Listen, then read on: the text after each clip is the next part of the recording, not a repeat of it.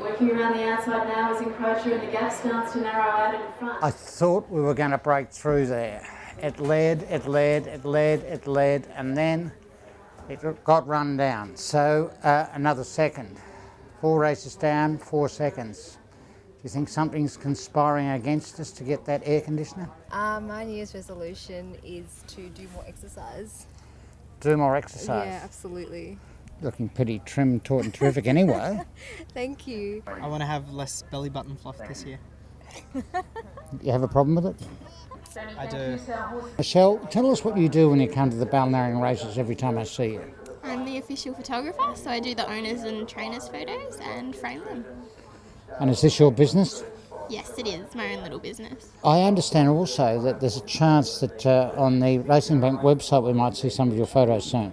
Yes, very soon. All the boys are working on it and hopefully that'll be up and running shortly. I'm going to back number 1. Number 1, yeah, Forge.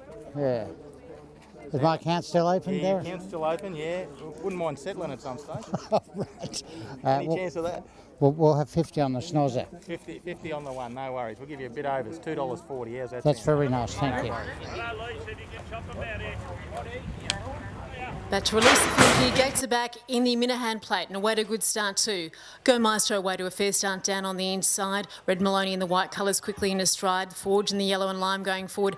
And Jumbo Jet Miss, the one who's electing to sit at the rear. Past the line the first time with a circuit to run and about 1,700 metres to travel.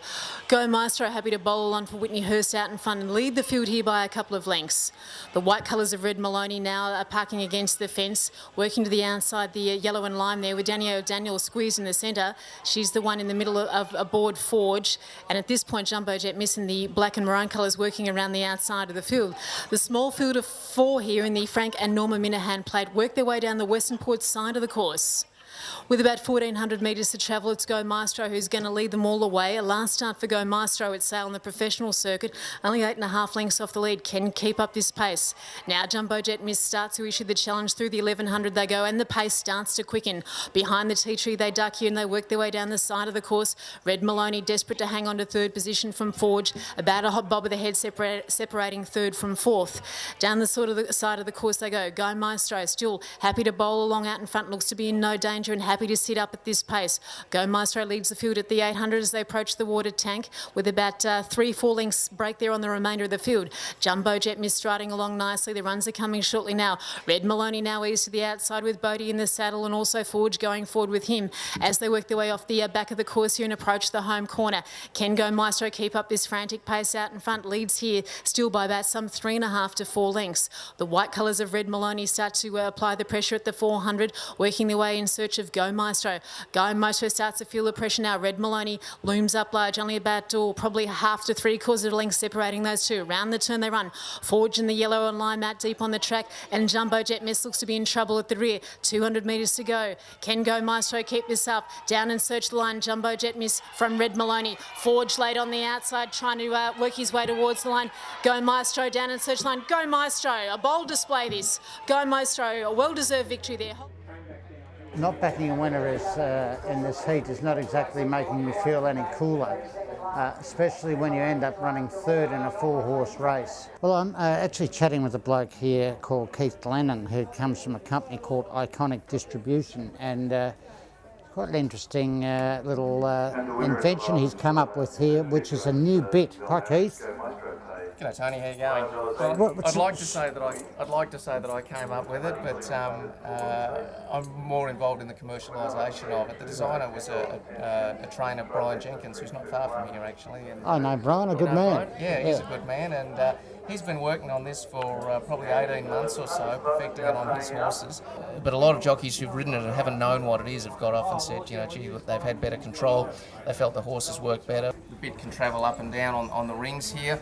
It's limited by this small ring at the top here, which you might be able to see, and that limits the amount of pinching, so you don't get that effect when the jockey pulls back on the reins. Sounds to me that you're on a winner there, Keith. I reckon that anybody who's training a horse would be stupid not to put one of those on their horse, whether they pull or not. Well, to put it this way, there were 7 races at Flemington today, and 5 of the winners were wearing it. I don't reckon you're much good at this, Cable. So, okay, you'll be sorry. Is that 1.8? 1.8, mate, thank you. That's 2.00. Check it. They're all good in a minute.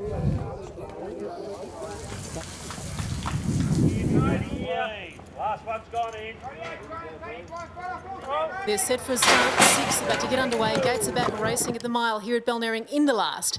Adventurous Spirit away to a good start. He's a Saint quickly out of the gates. Also going forward there is Hyzar Monty settling narrowing to third, now galloping up into second position. Dropping in behind them there is Runs to Rule in the pink colours, and Beacon's about a head away over on his outside. Kicking up a bit of dust here as they work their way down the Western Port side of the course for the last time today. Adventurous Spirit for Whitney Hurst out in front. Loves this front running position here this afternoon. Taking charge here behind the tea tree they go with about 1,000 metres to travel. It's Adventurous Spirit out in front, leads here by a length and a half. Hyzar Monty into second position. Next we see is He's a Saint on the inside rail. Beacon's there and Runs to Rule now over on the outside as they work their way towards the water tank here for the last time today. Adventurous Spirit still happy to bowl along at a leisurely pace out in front. Hyzar Monty starts to narrow the gap. Only about 3/4 separates first from second. Runs to Rule in the pink colours against the fence there. Not too far away either is Hyzar Monty now working around the outside of the field, being tracked up by Beacons, and at this point He's a Saint is the one last. Working the way off the side of the course with about 500 metres to travel. Hyzar Monty for Matthew Corbisiero. Can he make it too? Works his way out in front at the 400 metre mark. Look at him go. He's out wide, but as he works his way towards the home corner, Runs to Rule's getting the sneaky run on the inside, the one in the bright pink colours. Adventurous Spirit now third as they work their way into the straight. Beacons over on the outside. He's a Saint is last. 200 metres from the line. Runs to Rule rallying strongly on the inside, starts to get the upper hand and kicks again here in the home straight. Craig had a look to see where they are, and it's Runs to Rule running down in search of the line to take out the racing bank last event of the day. Runs to Rule, and he certainly did about 3.5 full lengths on the line. Hyzar Monty, He's a Saint. Feedingham, you really wouldn't do it to Brown Dog. 6 bets and the worst result in the last. No air conditioner for the jockeys, but as I open a beer with my dear friend Neil Heathcote, who's the secretary at the club, cheers. Cheers. It was a hot old day for us.